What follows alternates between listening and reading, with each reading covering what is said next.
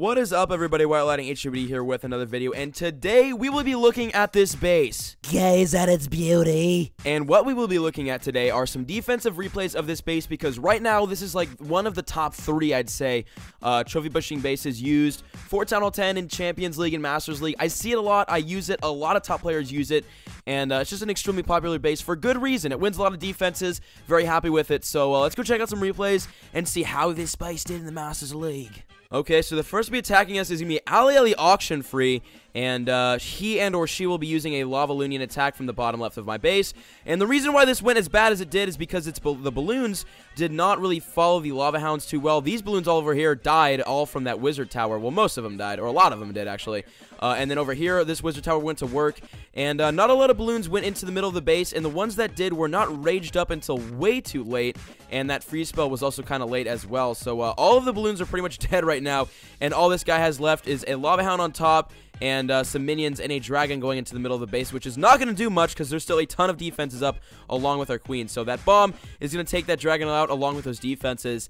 And now it's up to these little lava pups and his barbarian king and a big group of archers at the bottom here. And lucky for me, after they get through this, my Archer Queen, rest in peace, Archer Queen, she's going to die, but there's going to be a giant bomb here. Die, batch! All those guys are going to die. Not guys, actually, they're Archer females. And Barbarian King is going to be going down pretty soon here as well, because he has like every defense in my entire base targeted on him.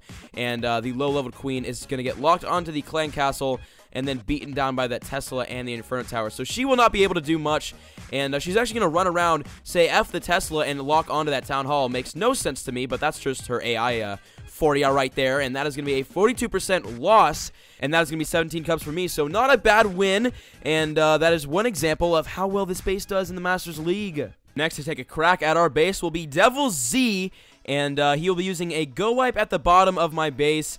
And as you can see, his troop levels are pretty low. He does have maxed rage spells, free spells, archers, wall breakers, and wizards, but his golems and his P.E.K.K.A.s are not maxed, and his Archer Queen is only level 16 with a level 20 Barbarian King. So this guy is not geared up. He is not even close to prepared to attack the one and only White Lighting HWD. And this guy is going to actually get the HWD during this raid. That giant bomb going to be going off in the middle. Not doing much, but definitely taking out a couple of troops.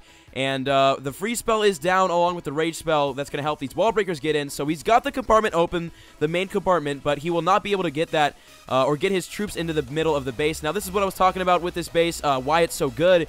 Because it basically filters all of the troops along the outside. As you can see, the golems and P.E.K.K.A.s are just moving along the outside, while the queen is the only troop to be going into the middle. And that's not going to help much because she's going to get swarmed by those little skeletons, by the little Larrys. Larry, you little shit! And they're going to kill her off along with that Expo. And all he's got left... Wow, I'm getting a Skype call. That's awkward. All he's got left is some golems and P.E.K.K.A.s at the top of the base, all of which are pretty much dead.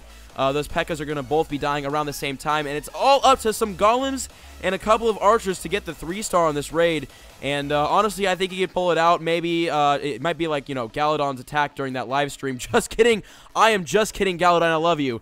But I mean, I just watched that live stream today, actually, the Clan Wars live stream, and Chief Pat had a pretty clutch raid. And Galadon almost got the clutch, but it didn't really go too well. But back to this raid, he will have a couple archers left shooting at this wall, just like their mama Archer Queen does. And that is going to be the end of that raid. Devil Z going to be losing 19 cups, getting 44%. So I got a shield out of this and an extra 19 trophies. So again, not another bad raid. Last but not least, we got Galatasaray. Galatasaray going to be attacking our base here. Not really sure what the hell that is supposed to mean.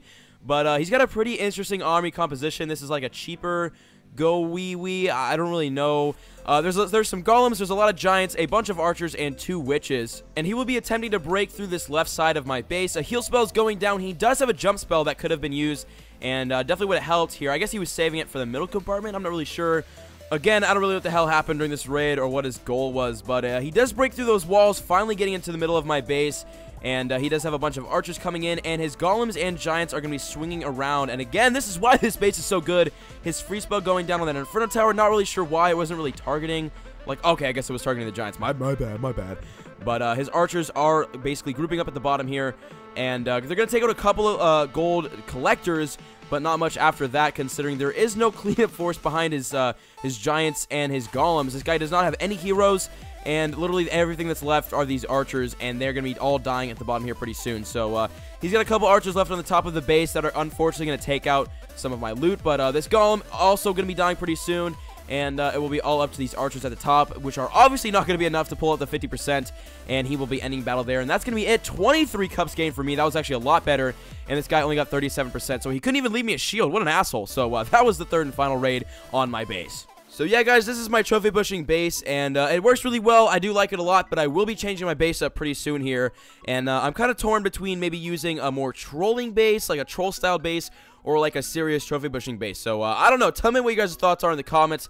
If you guys would rather see like a more trolling type base up in the Champions League, because we should be hitting Champions very soon here, or a more like really serious trophy push base that will probably win a lot of defenses. So tell me your thoughts in the comments.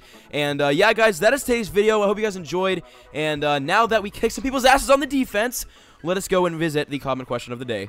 Alright guys, so today's comment question of the day comes from Matthew Higginson, and he asked, do you think you should be awarded with loot if you win a defense, like maybe half of your league bonus or something like that? Honestly, that would be a great idea. Now, obviously the reason why I picked this is because today was a defensive video, and this was the perfect question because even though you win a defense, it doesn't mean you don't lose loot. You can still lose like 200,000 to 400,000 each on defense, even when you win.